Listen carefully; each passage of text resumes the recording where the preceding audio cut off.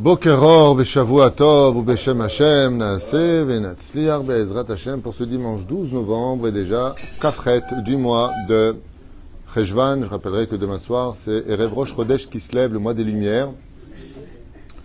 Be'ezrat Hashem Itbarach, qu'on ait de bonnes nouvelles avec le retour de tous nos Shvuim, Habayta Bri'im Ushlemim, Agana Lekol, Tzva Agana l'Israël, Yeshuot Venechamot, pour tous les Juifs de diaspora. Be'ezrat Hashem. Ce matin, nous avons un chiour qui a été acheté par Mamie Maggie et Papy Roger pour son petit-fils Shai, qui a sa coupe de cheveux pour ses 3 ans aujourd'hui, à qui on souhaite un grand Mazel Tov. Shizku Be'ezrat Hashem. Shai, ça veut dire cadeau. Le gadolo, le Torah, ou le Chuppah, ou le Maasim Tovim, Ve'yaselem arbe nachat ruach, et non pas comme Esav dans la paracha qu'on va étudier.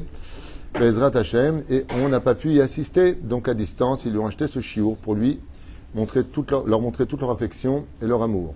Nous lui souhaitons de tous les bonheurs du monde, une bonne santé, une belle vie dans la Torah, les mitzvot, ainsi que la protection d'Akadosh Baruch Hu pour tous nos soldats et nos otages. C'est vraiment, ça fait chaud au cœur de voir que personne n'oublie la situation extrêmement difficile dans laquelle nous nous trouvons, avec une désinformation et une haine dans les médias, comme j'ai rarement vu depuis ma naissance. Et le pire, c'est que quand Israël a le bonheur d'avoir le malheur d'être honnête, on est critiqué. C'est-à-dire que le Hamas, il transmet des chiffres qui veulent rien dire, dans lesquels il se gave, mais quand nous on dit, en fin de compte, après avoir vérifié tous les corps, on en a 1200 et pas 1400, au lieu d'être applaudis pour notre honnêteté, nous sommes critiqués pour notre honnêteté. Ah, vous avez dit. Vous comprenez ce qui se passe? Quand on voit ce genre de choses, où il n'y a même pas, c'est même pas un dialogue, c'est un monologue, sur lequel il constate, il confirme, il n'y a plus rien à dire. Mais ce n'est pas le sujet d'aujourd'hui. Nous allons parler d'un autre sujet qui nous concerne tous, mais qui va aussi nous remonter un peu le moral. On pensera avec votre permission à Leilun Nishmat Kol Harugim Vasrufim Shayu Be'Sheva B'October Hashem Ikom Damam Be'ezrat Hashem, pour une grande refouach tema ve'achlama mera ou briut etana pour tous les malades d'Israël. Oufren, on pense beaucoup aussi à toutes les personnes qui sont encore en diaspora pendant cette période difficile, pour lequel demain, si Dieu veut, à 11h, j'ai rendez-vous avec le ministre de l'Intégration, qui a apparemment beaucoup apprécié mes programmes, pour permettre à beaucoup de Juifs, Be'ezrat Hashem, je vous tiendrai au courant, de pouvoir monter dans de très bonnes conditions en Israël. Il serait temps qu'au lieu de crier « montez, venez », ok, mais je fais quoi en Israël? Eh bien qu'on donne aussi un tidrouch, une solution à cela, en tout cas pour ceux qui voudront. Je vous tiendrai au courant des tenants et aboutissants de cette rencontre, avec lequel j'ai demandé aussi un budget important, Be'ezrat Hashem, pour pouvoir permettre d'être un tremplin avec une adresse quand on arrive en Israël, quoi faire et comment s'orienter. Oufren, c'est pas le sujet non plus d'aujourd'hui, mais c'était juste une information à vous donner. Be'ezrat Hashem. À moins que ça s'annule, mais en tout cas, c'est demain à 11h. On commence notre shiur. Nous sommes dans la paracha de Toldot.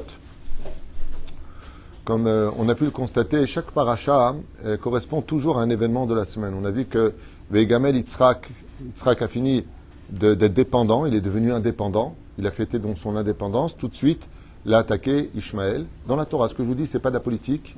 Ce que je vous dis, c'est dans les textes. C'est marqué noir sur blanc. Quand il a fini les gamelles, c'est-à-dire qu'il est devenu indépendant, il n'est plus dépendant du sein de sa maman, il commence à marcher, il parle. On voit dans la Torah marqué que Yitzhak Metzahek Bo, Rashi dit, il a pris tout de suite les missiles et il lui a lancé, dès qu'il est devenu indépendant. C'est marqué comme ça. Et ça s'est passé quand, cette paracha? Pendant la période 2. Là, nous sommes dans une paracha très spéciale. On a quitté Ishmaël. Ishmaël décède à 137 ans dans la paracha de Chaye Sarah, après la mort d'Abraham, où il fait Teshuvah et il décède. C'est comme ça que ça finit dans la Torah. C'est-à-dire, on parle de la Bible, hein, pour ceux qui se demandent c'est quoi la Torah. Oufren, dans cette paracha-là, nous avons une nouvelle nation. Comme il le dit, Shne Goïm Bebitner, il y a 2 nations en ton sein. Alors déjà qu'on a un problème avec Ishmaël, d'un côté à droite, et maintenant on a un autre problème. Plutôt à gauche, on a Ishmaël, et à droite, on a un autre problème, d'accord, pour lequel l'identité d'Israël va se faire apparaître. Je vais vous donner un secret historique, comme ça vous le comprendrez, que tout ce qui se passe sur terre, ce sont des signes pour réveiller le peuple d'Israël. Même tout ce qui se passe maintenant, même ce qui s'est passé, c'est que pour le bien. C'est dur à comprendre, mais c'est ce qu'on va étudier maintenant. Ça veut dire que de ça ressortira quelque chose. Comme j'ai expliqué, quelqu'un qui m'a dit, de gauchiste, il m'a dit cette semaine, semaine dernière, il m'a dit, Ça bombarde, c'est vrai que ça bombarde. Je comprends qu'ils ont utilisé les écoles, les hôpitaux, ils ont tout utilisé. On a beaucoup de vidéos aujourd'hui des Gazaouis qui se plaignent terriblement d'être prisonniers du Hamas, qui espèrent qu'Israël vienne les libérer. Bon, ces vidéos ne seront pas bien sûr montrées au grand public parce que ça ferait tâche, quoi. Donc c'est pas possible. Mais il m'a posé une question et Akadosh m'a mis des paroles dans la bouche et il m'a regardé comme ça et il m'a dit vous avez raison. Et puis il est parti. Il m'a dit oui d'accord, mais il y a quand même beaucoup de civils qui partent, il y a aussi beaucoup de ceci, il y a aussi des maisons de civils qui ont été détruites, même si vous avez les preuves que de là-bas sont parties des bases de missiles. Et je lui ai dit moi, il me semble que récemment tu as guéri du cancer. Il m'a dit oui. Et je lui ai dit comment tu as guéri? Il m'a dit j'ai fait une chimio. Je lui ai dit la chimio elle a tué quel cancer? Il m'a dit non, la chimio elle tue les bonnes cellules comme les mauvaises cellules. Je lui ai dit pourquoi tu as fait ça? Il m'a dit pour que je vive. Je lui ai dit tu vois nous c'est pareil. Nous, on ne peut pas faire non plus, on ne peut pas faire que le mur à droite où il n'y avait pas de missile, il soit sauvé par rapport au mur à gauche où il y avait un missile. On est en pleine chimio, donc effectivement, il y a des cheveux qui tombent, il y a des dents qui tombent, c'est pas évident. On ne le veut pas, on ne l'a jamais voulu. Mais au lieu de regarder ce que fait Israël, d'un côté, regardez pourquoi nous faisons cela. Nous ripostons à chaque réponse du Hamas. Et ce, depuis des décennies. Avant le Hamas, c'était le Fatah, et avant le Fatah, c'était les Anglais. Et avant, c'était, revenez un petit peu dans l'histoire, jusqu'à monter jusqu'au Byzantin. C'est-à-dire que quand on étudie un petit peu l'histoire, on se rend compte très facilement que, Béhémet, on n'a jamais agressé personne, que les quartiers où les Juifs ont vécu en galoute sont de très beaux quartiers, hein, qu'on est venu remplir les caisses, qu'il n'y a pas de délinquance. Et nous, quand on crie Shema Israël, c'est pas pour fusiller ou lancer des bombes. C'est un état de fait, ce que je vous dis. Mais ça me fait tellement plaisir de dire des vérités. J'ai l'impression d'être un des rares à dire des vérités. Vous savez, dans la rue, partout où vous êtes, Shema Israël, Hashem Elokeinu, Hashem Echad, t'as juste des gens qui mettent la main sur les yeux en train de prier Hashem. Il y en a d'autres qui crient autre chose, et tout le monde se retourne avec torpeur. Que les gens se posent les bonnes questions. Quand on rentre dans les quartiers juifs, on rentre en toute sécurité. Chez nous. Non. Alors voyons un petit peu ce que la Torah a nous enseigné ici.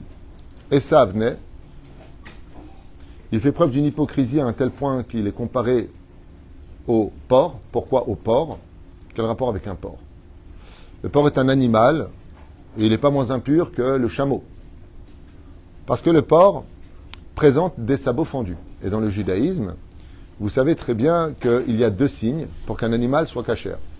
Il faut qu'il ait le sabot fendu devant et derrière et qu'il soit ruminant. C'est-à-dire, le porc n'est pas un ruminant. Donc son intériorité, comme on dit, montrer patte blanche, il montre, regardez, il part de l'avant, j'ai le sabot fendu, mais dans son intériorité, il n'est pas cachère. C'est ce qui se passe avec Esav. Comment est-ce qu'on prélève le maaser? Il se fait passer pour un religieux, il se fait passer pour quelqu'un qui peut être l'Israël pour faire usurpation d'identité, pour lequel le Talmud nous dira plus tard que Esav s'est disqualifié de la famille d'Israël. Il sort du contexte de la famille d'Israël, alors qu'on est frère de sang à la base. On est frère de sang. On est demi-frère avec Ishmaël, mais on est complètement frère avec l'Occident. On est plus proche au niveau familial de l'Occident que, ceci étant, nous les Sfaradim, nous avons beaucoup de traditions semblables aux descendants d'Ishmaël. Ils ont la djellaba, on a la djellaba, couscous boulette, on a le couscous boulette, la hinna, machin. Mon père était un grand chanteur arabe, donc on a vécu des similitudes. C'est vrai que quand on a beaucoup vécu avec eux, mon père avait lancé à l'époque Warda, Abdel Khalim, la maison de Dounia. Ils avaient tous. Donc je voyais que quand j'étais jeune, il y avait beaucoup de similitudes entre les traditions juives et leurs traditions à eux. D'où le piège. Il faut faire attention aussi à ça, parce qu'on pourrait aussi s'assimiler, mais ce sont de belles traditions très vivantes.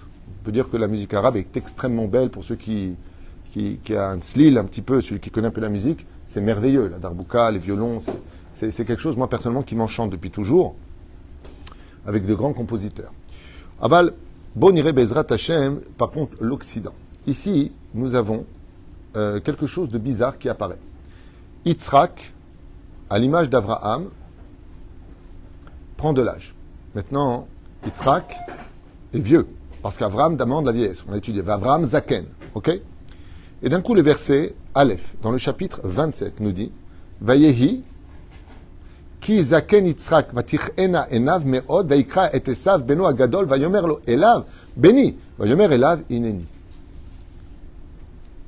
Le mot Vayehi exprime un point positif ou négatif? Négatif. Vayehi. Il se passe quelque chose de négatif. Et là, maintenant que vous avez entendu le verset, je vous le traduis. Et il fut, car vieux était Yitzhak. Vatir ena enav merot, car il devient aveugle. Il était aveugle. Et Esav, il a appelé Esav, Ikra et Esav, avec Esav, elle veut dire avec, Beno Agadol, son grand-fils, Vayomer Elav, et il lui dit à lui, Béni, Vayomer Elav ineni, mon fils. Il lui a répondu, me voici. Si je reviens dans les versets qui ont précédé la conduite de Esav, il y a marqué ici des choses qui sont terribles, pour lesquelles Rivka dit Morat Ruach. Lachon Amara, la vie de Yitzhak et de Rivka était plus amère que la mort. Lama. Que Momamrim et Item, car ils vivaient la trahison de Esav non-stop. Kol Maasehem ayou machisin ou leitzavon. Car tout ce que faisait Ésaü ne pouvait que mettre en colère et rendre triste. Qu'est-ce qu'il faisait? Il amenait des femmes à la maison. Il pratiquait l'idolâtrie à la maison. Quelque part dans son hypocrisie, il ne se cachait pas, malgré tout, de son antisémitisme. Pourquoi on dit antisémitisme à l'époque? Parce qu'on parle de Sem, nous sommes les descendants, les sémites, c'est-à-dire juifs. À la base, les sémitiques ont plusieurs descendances. Les sémitiques d'aujourd'hui, c'est les juifs. Pour ceux qui veulent un peu rentrer dans l'histoire et non pas s'en tenir au début de qu'on appelait les sémites. Okay? Ou frère, Yitzhak est devenu aveugle. Le mot Vayehi, est-ce qu'il revient au fait que leur vie était amère? Est-ce qu'il revient sur le fait qu'il a perdu la vue? Est-ce qu'il revient sur le fait qu'il était vieux? Sur quoi il revient? Il était vieux, Kizaken. Vayehi, Kizaken Yitzhak. Donc, on peut dire parce qu'il est vieux. Nachon? Ouais. Très bien. Alors pourquoi dans ce cas-là, s'il est vieux, il est triste seulement maintenant? Et puis s'il est vieux et qu'il est triste, pourquoi tu me dis qu'il est devenu aveugle? Et puis si tu me dis qu'il est devenu aveugle, pourquoi est-ce qu'il appelle Esav? C'est-à-dire qu'il y a une espèce de coïncidence qu'on va essayer d'expliquer maintenant. Rashi Akadosh, heureusement qu'il est là, va nous expliquer un petit peu des choses profondes qui nous concernent en 2023 de l'ère vulgaire aujourd'hui, en 5784. Batir Ena. Donc moi je vous pose une question avant de commencer mon shiur. Pourquoi d'après vous, et comment d'après vous, Yitzhak est devenu aveugle? Il y a plusieurs raisons. Alors tout le monde me répond tout de suite, la Hakeda de Yitzhak, le sacrifice de Yitzhak, où les anges ont pleuré. Et les larmes des anges, donc les anges ont des sentiments apparemment. C'est bizarre que les anges aient des sentiments puisqu'ils n'ont pas vraiment l'étalage du libre arbitre tel qu'on le connaît. Mais leurs larmes de feu seraient tombées dans les yeux de Yitzhak. Moi j'ai un problème avec ça. Il y a un problème technique avec ça, qui est évident. Ben oui. Lequel? Et pourtant, vous dites ce que dit Rashi. Ben, si il avait 37 ans, le jour de la Hakeda, ouais, et que des larmes de feu sont tombées dans ses yeux, depuis quand il aurait dû être aveugle? Eh bien, tout de suite. Ben oui. Donc, pourquoi tu me dis maintenant, dans sa vieillesse, il est aveugle? Il y a un truc qui ne va pas dans l'explication et la conséquence. C'est comme si que la personne fait un découvert en 2010 et il dit en 2023, je viens de commencer mon découvert. On lui dit, mais non, tu as pris de près en 2010. Ben, depuis cette même période, Yitzhak aurait dit déjà avoir. Et là, regardez bien ce que nous dit le texte, ce que tu as dit. Qui? Ça veut dire quoi, qui? Car maintenant seulement il vient d'être aveugle. Alors l'explication des anges qui pleurent sur les yeux de Yitzhak, donc je vous lis Rashi, Ba'ashanan shel elu. Ok? דבר אחר שנעקד על גבי המזבח והיה אביו רוצה לשחטו באותה שעה נפתחו השמיים וראו מלכי השרת והיו בוכים וירדו דמעותיהם ונפלו על עיניו לפיכך קהו עיניו. Donc Rachid nous dit exactement ce que vous dites, que c'est la conséquence des anges. Rachid donne deux explications. Il dit que ce sont les kétoret, les encens d'Avodazara de Esav dans sa maison qu'il pratiquait. Donc qu'est-ce qu'il faisait Esav dans son hypocrisie? Je vais vous répondre. Parce qu'on a dit qu'il est hypocrite, d'autre côté on dit qu'il était... Non, il disait à son père qu'il faisait des encens pour Dieu alors qu'il le faisait pour des statues. Et d'où est-ce qu'on sait qu'il était hypocrite? Parce que son père ne pouvait pas voir. C'est-à-dire? Alors, parce qu'il était aveugle. Bien, papa, j'ai fait des encens pour Hachem. Je m'avance pour le Beth Amikdash. C'est-à-dire? Ok. Alors ici, on a un problème.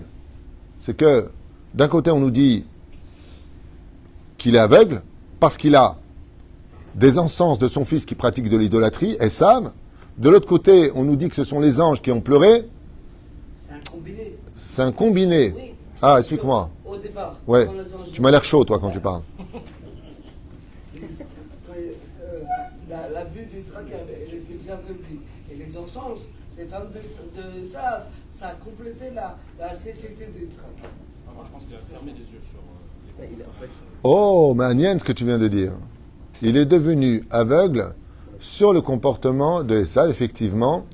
Il a volontairement voulu ignorer alors qu'il savait tout. On parle de Yitzhak qui est prophète. Pourquoi? Pour qu'il puisse utiliser l'argument à la fin des temps en disant que si les enfants d'Israël ne se sont pas forcément comportés comme la Torah le demandait, moi j'ai supporté mon fils qui venait d'Avodazara dans ma propre maison. Alors pourquoi Hachem, toi, dans ton propre pays, tu pourrais pas supporter le défilé de telle et telle chose? Ainsi donc, Kihout Saïd Bepiv, c'est comme c'est marqué, car il me donne des arguments, il me donne du gibier dans ma bouche. Et ça, c'est forcé en tant que Midatadine d'aimer celui qui est impossible à aimer, pour dire si moi, en tant qu'homme, Midatadine, qui suis un homme de rigueur, j'étais capable d'aimer le mécréant, pourquoi est-ce que toi, tu ne pourrais pas aimer ton peuple à la fin des temps, qui ne pratique pas vraiment comme il le faudrait, dans l'absolu, la Torah et les mitzvot? Il a fait Meot, c'est ce qu'explique le Sefer Imrechen sur ton explication. Chazak ou Baruch. Oufren, il y a autre chose, avant de vous donner l'explication qui va nous emmener vers des horizons très sympathiques, pour ceux qui veulent écouter. C'est que Akadosh Baruch Hu, quand il a demandé de prendre Yitzhak et de l'emmener, c'est un korban Ola. Est-ce qu'il est monté? Non. Qui est monté à sa place? Le bélier. Le Elo de Yitzhak. Aïl, Elo. Ok? Très bien. Mais il y a une autre façon de mourir. Quand Dieu dit emmène-le pour mourir, il meurt. Il y a deux autres personnes qui, même vivants, sont appelées morts dans le judaïsme. Les pauvres et les aveugles. Akadosh Baruch Hu lui dit Karta et bincha et tichidecha asher ahavta et Yitzhak velech lecha el eretz Moria. Akadosh Baruch Hu lui dit à Yitzhak, à Abraham, prends ton fils et emmène-le. Pardon? J'ai besoin, hein? Pardon? J'entends pas. ils sont forts ici. Ah, ben ça fait longtemps qu'ils étudient avec nous, donc grâce à Dieu, ils ont des réponses. Baruch Hashem. Le problème qu'ils ont, c'est qu'ils disent pas d'où ils l'ont appris. Mon rave, souvent au collège, quand j'étudiais à Jérusalem, j'ai étudié pendant Baruch Hashem 12 ans près de lui, Rabbi Ari Garbian, chez Bedel Chaim Arukim. Et quand je disais un Vartora que j'avais appris de lui, il me disait pourquoi tu me voles mon droit? Je lui ai dit, il m'a dit, si c'est moi qui te l'ai appris, tu dis, la matim pi Rabbi. Ça me donne du mérite dans le ciel. Pas pour l'orgueil, mais pour avoir du mérite. Top, le méchant. Moi, ils disent pas ici. Tout ce que j'entends, ça vient de moi en général, mais ils disent pas. Mais c'est normal. Où est-ce que j'en... Oui. Katou Ever Hashuv Kemet.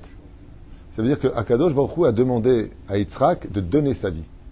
Et étant donné qu'il n'a pas donné sa vie puisqu'il a été sauvé, même si le Zohar Akadosh dit qu'il lui a vraiment coupé, et pas que le Zohar le dit d'ailleurs, il y a beaucoup de commentateurs qui le ramènent, puisque pendant le Hesped, on ne voit pas Yitzhak où est-ce qu'il était. Chazal nous dit qu'il était dans l'hôpital du Gan Eden, soigné par Raphaël, l'ange de la Refoua, pour remettre le canet et la véchette à sa place pour qu'il puisse par la suite revivre. Triatametim. Mais la reine, étant donné que Yitzhak est revenu à la vie, et qu'il ne devait pas revenir à la vie, qu'il devait monter en tant que korban, alors il a fallu qu'il meure d'une autre façon. La reine, ici, il est aveugle. Vea Katouv, Iver Hashuv Kemet. En fin de compte, il donne sa vie d'une autre façon au Créateur du monde. Maintenant, ce qui est très curieux, c'est que moi, j'aimerais quand même me concentrer sur les anges. On a vu quelque chose tout à l'heure de sensationnel. On voit qu'il devient aveugle quand il est âgé, alors qu'à 37 ans, ces fameuses larmes de feu seraient tombées dans ses yeux venus des anges. C'est ça? Il y a déjà quelque chose qu'il faut voir chez Rashi. Écoutez bien.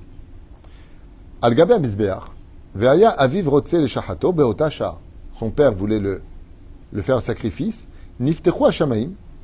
Les cieux se sont ouverts. Écoutez bien les mots. Hein. Les cieux se sont ouverts. Vera'ou, et ont vu Malaché Hacharet, les anges du service divin. Ve'ayu Buchim, et ils ont pleuré. Ve'yardu dim'otehem, et sont tombées leurs larmes. Ve'naflu alehenav, et ils sont tombés dans ses yeux. C'est quoi tout ce traduit là? Simplement, dis-moi, les anges ont pleuré le jour de la Hakeda, on comprend très bien tout ça. Rashi nous donne des secrets phénoménaux ici. Chaque mot est un secret. Il a fallu attendre que les cieux s'ouvrent pour que les anges voient, qu'ils se remplissent d'émotion de voir que Yitzhak est prêt à donner sa vie et que ce mérite nous protégera pour toute la génération jusqu'à la venue du Messie. Pour que ces larmes tombent, Kaut Rabbi, dans les yeux. Kaut Rabbi, ça veut dire pas à côté, hein, c'est les mecs qui sont les anges. Attention, attention, viens sur la gauche. Dans les yeux de Esav, de l'Elef al-Favdanim, de Yitzhak. Pour que plus tard, ils deviennent aveugles. Si ça, c'est du rationnel, j'ai un problème. Lama. Il y a beaucoup trop de mots pour expliquer quelque chose qui aurait pu être dit en 3 mots, 4 mots. Et là, on a toute une panoplie de modes d'emploi. Et la raison, elle est très profonde. Très, très profonde. Vous allez comprendre. Sur Terre, quand on vit la vie qu'on vit, la vie du peuple d'Israël, ce peuple, et je n'ai pas honte de le dire, si exceptionnel, qui n'a rien fait d'autre que d'enrichir, relever, apporter, que ce soit dans le domaine de la mode, des artistes, comme l'a dit un grand écrivain espagnol. Il a dit, l'Europe a vendu 6 millions de juifs, de musiciens, d'artistes, de créateurs, d'hommes d'affaires, pour les remplacer par qui? 24 millions d'étrangers qui ont assombri l'histoire de l'Europe. Tout le monde s'en plaint, mais tout le monde se tait. Nous sommes venus remplir, ils sont venus vider. C'est ce qu'il écrit, hein. Vous pouvez le lire, il est dans tous les réseaux sociaux, c'est ce qui marque. Mais j'ai trouvé sa réflexion tellement juste. Am Israël, dans ce qu'il vit, apporte de la joie. Nous sommes un peuple de joie, un peuple de créativité, un peuple qui emmenons les enfants non pas à la violence, mais à l'éducation. Dans les Talmud et Torah, on apprend à aimer, on apprend à respecter les parents, on apprend à ne pas salir, on apprend à ne pas tuer, on apprend à ne pas voler. Chez nous, les Juifs, quand on vient vérifier, et j'ai été prof en France, quand on vient vérifier les écoles, on ne vient pas enseigner la haine, on vient enseigner la droiture. On ne vient pas enseigner la provocation. Et on ne vient pas enseigner la vulgarité. Ça ne veut pas dire qu'il n'y a pas des gens vulgaires. Et ça ne veut pas dire que parmi nous, il n'y a pas non plus des petits voleurs ou des arnaqueurs. Il y en a. Mais c'est des unités. Toute la différence. Mais la reine, avec tout cela, on subit. Et on subit. Et on subit. Ils enseignent que la Shoah n'a jamais existé dans les écoles coraniques. Ils enseignent que la Shoah n'a jamais existé. Jamais. Jusqu'où allons-nous aller? Nous colonisons, nous volons, nous pillons, assassins d'enfants, alors que nous soignons, je rappellerai une chose dans le cas où vous ne le savez pas, mais le numéro 2 du Hamas a attrapé le cancer. Ouais, c'est Israël qui l'a soigné. C'est Israël qui l'a soigné à Sheba, à l'hôpital Tel Aviv, qui lui ont sauvé la vie. C'est nous qui lui avons sauvé la vie. Et on l'a libéré avec 1000 autres pour un seul juif qui s'appelle Gilad Shalit.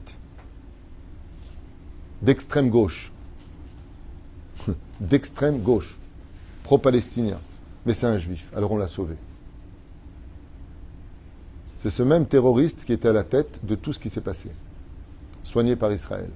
Pas parce qu'on est des... Comment ils appellent ça? On est des...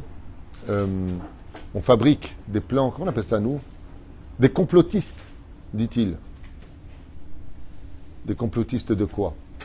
De quoi est-ce qu'on parle? J'ai remarqué, t'as remarqué, je sais pas, c'est un truc de fou, hein. N'importe qui dit n'importe quoi, il n'y a pas eu de bébé brûlé. Ouais, il n'y a pas eu de bébé brûlé. Il n'y a pas eu de tête coupée, il n'y a pas eu de tête coupée. C'est-à-dire que tu peux dire n'importe quoi. On est arrivé vraiment dans un film qui s'appelle L'Aventure. C'est l'aventure. J'ai une Mercedes à vendre. Ouais!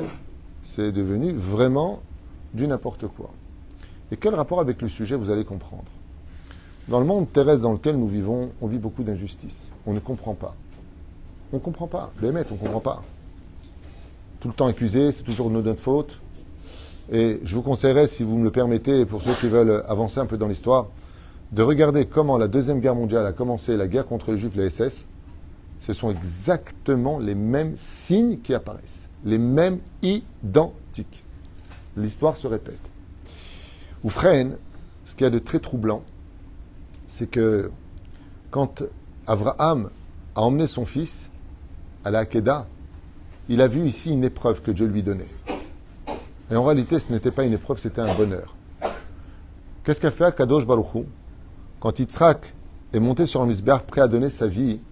Nos sages nous disent qu'il était rempli d'émotions, mais en même temps, il pensait à sa mère. Ouais, la pauvre maman. Je suis son fils unique. Comment elle va être? Waouh, je devais donner une naissance à une nation. Et quelque part, Yitzhak, dans son cœur, avec une imouna de feu, il a perçu les choses avec beaucoup de difficultés, malgré tout. Je ne mérite pas, apparemment, d'être l'héritier spirituel de mon père. Dans sa joie, il y a eu un peu de tristesse. Alors Akadosh Baruch Hu a ouvert les cieux. Et il lui a montré qu'en réalité, dans le monde d'en haut, eh bien, les anges étaient en train de danser.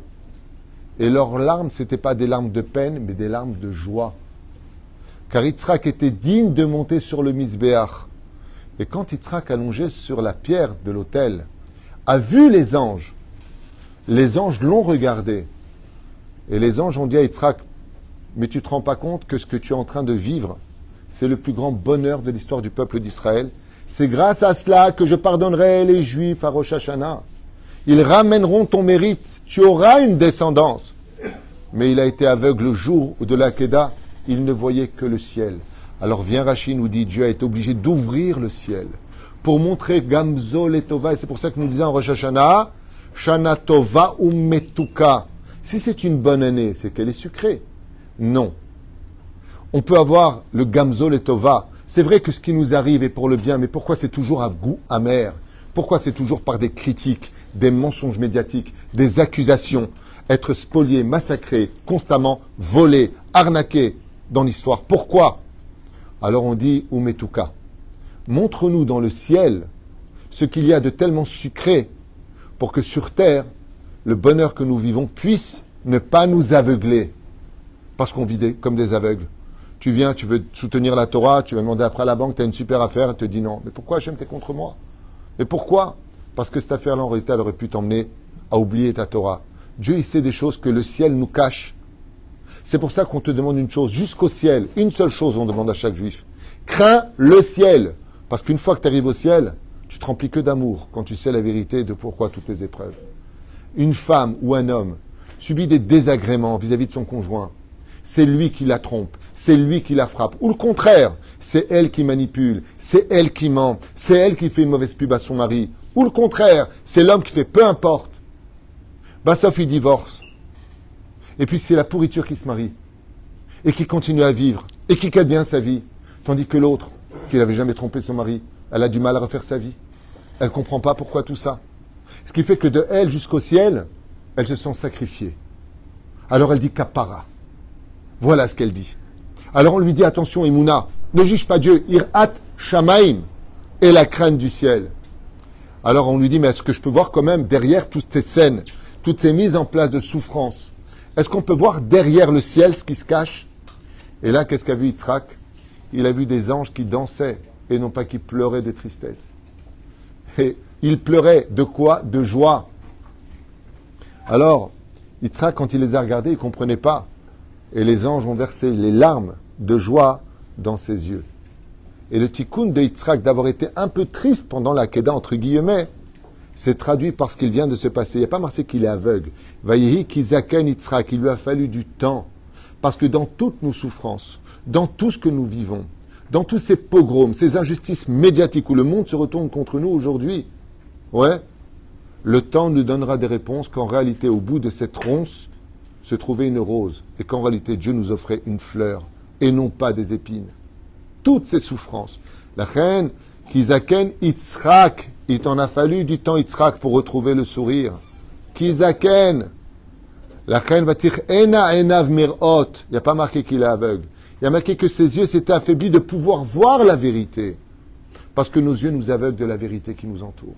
Nos yeux nous empêchent parce qu'on n'est pas capable de voir ce qu'il y a derrière le ciel. Mais la reine Rashi prend du temps. Je vais vous expliquer ce qui s'est passé. Les cieux se sont ouverts et les anges sont venus et il les a vus pleurer et ils ont pleuré dans ses yeux.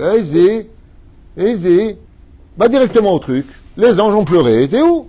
Alors bien sûr que le pshat reste que le pshat que Bémet les anges ont pleuré, mais ils ont pleuré d'amour, ils ont pleuré de joie. Kachamivim Chazal, que Bémet en réalité c'est des larmes de joie. Le roi David, d'ailleurs, nous l'annonce. Azoraim bedim'a, tout celui qui sème des larmes de souffrance, berinaik tsoru. C'est dans la joie que vous reverrez que toutes vos larmes versées dans la souffrance, en réalité, des réalités, c'était des larmes de joie que vous auriez dû verser. Qui bémet, c'est pas une question de dire gamzo letova. Quand tu perds un procès, j'ai un ami, que Dieu le bénisse, un tzaddik que je connais particulièrement bien. Il a perdu un procès très injuste. J'avais vu ses dossiers, on en avait discuté quand j'étais avec lui en Suisse. Un homme extraordinaire. Et je lui ai dit, comment tu es sorti de là-bas? Il m'a dit, défait. Je lui ai dit, tu devrais danser. Tu devrais danser. Si je t'annonçais que Chas Veshom, c'est aujourd'hui que tu aurais dû mourir, ou tu perds ton procès, qu'est-ce que tu m'aurais dit? Il m'a dit, je perds le procès. J'ai dit, ben voilà, tu vis. Vois un petit peu au-delà de l'imagination des faits qui te sont apportés. Comme lui répond maintenant Esav, Vayomer Ineni. C'est vrai que pour être heureux dans ce monde, nous devons tous vivre le présent. C'est un devoir pour chacun de nous de vivre le présent. Mais la Emouna se projette dans l'avenir. Et le temps nous donnera des réponses à tout cela. D'où l'expression de ce texte qui vient nous apprendre à propos justement de la conduite de chaque juif. Ne te laisse pas aveugler par la tristesse, par le désespoir, par l'injustice, par tout ce que tu vis. Pourquoi? Parce qu'en réalité de cela naîtra la nation d'Israël. Aujourd'hui, Israël est une nation forte et indépendante parce que Dieu est avec nous. Et c'est pour cela que plus on pratiquera la Torah, les mitzvot, et plus les bénédictions qui tomberont sur nous, Vaïten lecha Elohim, mital hashamayim, ou mishmane ares verov dagan vetirosh. Ya avducha amim, veishtachavu lecha leumim, eve gevir la'achecha, umishtachav lecha beneimecha. Orecha arur, umvarechecha barur. Comme ça finit la bénédiction de Yitzhak, qui dit que tout celui qui te maudira en tant que juif sera maudit du ciel, et tout celui qui te bénira, c'est comme ça que c'est marqué dans la Bible, je vous répète ce qui est marqué, et tout celui qui te bénira sera béni du ciel. Heureux ceux qui, Bezrat Hashem, comprendront deux choses dans leur vie. Deux choses. Ou tu t'occupes de tes affaires, ou si vraiment tu veux mettre ton nez dans un conflit qui est très intéressant ce conflit, puisqu'il intéresse la terre entière. La terre entière est intéressée par un conflit qui dure sur un territoire de 40 km sur 10 km. Mais moi j'ai quand même un message à lancer à toutes ces personnes qui s'intéressent. Ça vous encore une minute? Même une heure, Tov. J'aimerais, avec votre permission, sans faire de la politique, c'est juste des questions que je me pose pour ceux qui peuvent y répondre, s'ils sont intéressés à cela, juste un instant, just a minute. Voilà, j'ai noté quand même quelques petits détails qui, moi, m'interpellent énormément et pour lesquels j'aimerais bien des réponses. Je ne viens pas juger, j'aimerais juste des réponses. Donc s'il y en a, j'aimerais bien en avoir. Par exemple, que le Pakistan a expulsé des milliers de réfugiés, donc musulmans, et donc je retourne en Afghanistan. Je ne sais pas où aller, donc le gouvernement a décidé de renvoyer dans leur pays d'origine 1 700 000 Afghans en situation irrégulière malgré les risques liés au régime des talibans. D'accord, 49 centres de rétention ont été ouverts dans tout le pays, des prisons à ciel ouvert. C'est bizarre qu'on parle d'1 700 000 selon les informations, c'est pas de moi qui les ai écrits, d'accord, et c'est un envoyé spécial qui a fait donc son enquête ici. Et ce qui est très curieux, c'est que j'ai pas vu une seule manifestation pour ces musulmans au nombre d'1 700 000. J'ai pas vu. Donc, je voudrais comprendre pourquoi ces musulmans-là n'intéressent pas l'opinion mondiale. C'est bizarre que le sang de l'un vaut plus que le sang de l'autre. Ici, le conflit a déplacé 13 300 000 personnes, dont 6 700 000 en Syrie. Ok ? Les besoins de fourniture d'abris d'urgence demeurent car les familles sont forcées de quitter leur maison par la reprise du conflit et les abris existants doivent être réparés après des années d'utilisation. Je vous invite à regarder les journaux sur ce qui se passe sur ce sujet-là. Au Yémen, pour ceux qui sont intéressés pareil, donc fait face à un véritable désastre humanitaire, épidémie, choléra se multiplient et l'insécurité alimentaire touche plus de 15 millions de personnes musulmanes, femmes et enfants. Je voudrais bien comprendre, je ne viens pas accuser, je pose des questions. S'il vous plaît, qui peut me répondre? Pourquoi 15 millions de personnes musulmanes au Yémen n'intéressent aucun média? La guerre au Yémen, dans des conflits Je vous lis d'abord le début parce que j'oubliais de le lire, c'est moi. La guerre du Yémen est probablement l'un des conflits armés les plus meurtriers du début du XXIe siècle. On compte écoutez bien, plusieurs dizaines de milliers de morts et des blessés et près de, écoutez bien, 4 millions de déplacés. Voilà. Ce que je vous montre, c'est aux informations. Je les ai sorties de mon ordinateur et placées sur mon portable qui est cachère, donc je ne pouvais pas le faire. Et puis pour finir, encore une fois, j'aimerais quand même m'adresser à une grande puissance en Chine. Leur population estimée de 25 millions de personnes en Asie centrale musulmane, donc on parle de musulmans parmi des bouddhistes entre autres, estimée à 12 millions en Chine. Donc au début, ils sont environ estimés à 25 millions de personnes en Asie centrale, tandis qu'ils sont estimés à 12 millions en Chine. Donc l'opinion internationale dit qu'ils sont 25 millions, la Chine dit qu'il n'y en a que 12 millions. On parle de 12 millions en Chine, par le gouvernement. D'après donc les Uyghurs, comme ça qu'on prononce, Ouïghours, autant pour moi, d'accord, basés à Washington. Donc sont placés écoutez bien, par le gouvernement chinois dans des centres d'internation, prisons ouvertes, sans aucune aide humanitaire. On parle de, ici, les Ouïghours. Donc moi j'ai juste une petite question à l'hypocrisie mondiale.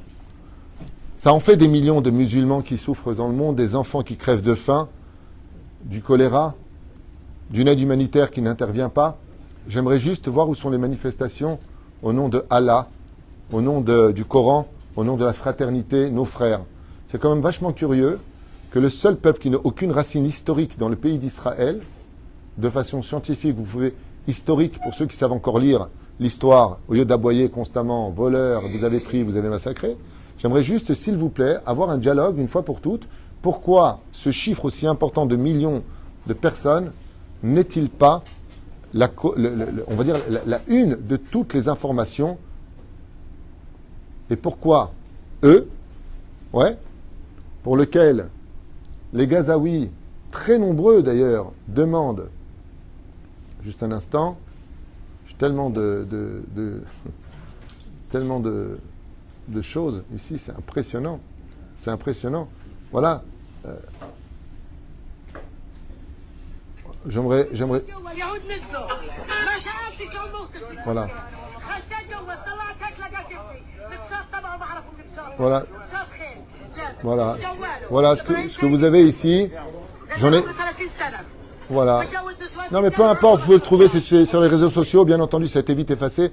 C'est une femme de Gaza qui insulte le Hamas et qu'elle dit qu'elle a hâte qu'Israël rentre vite pour les libérer de ces 30 années passées avec eux dans la peur, le viol et tout ce qui s'ensuit. Regardez, moi j'en ai plein des vidéos comme ça, j'en ai beaucoup, de Gazaouis qui demandent à Israël de vite venir les libérer de ces terroristes qui eux-mêmes, on parle des Gazaouis ici présents, voilà.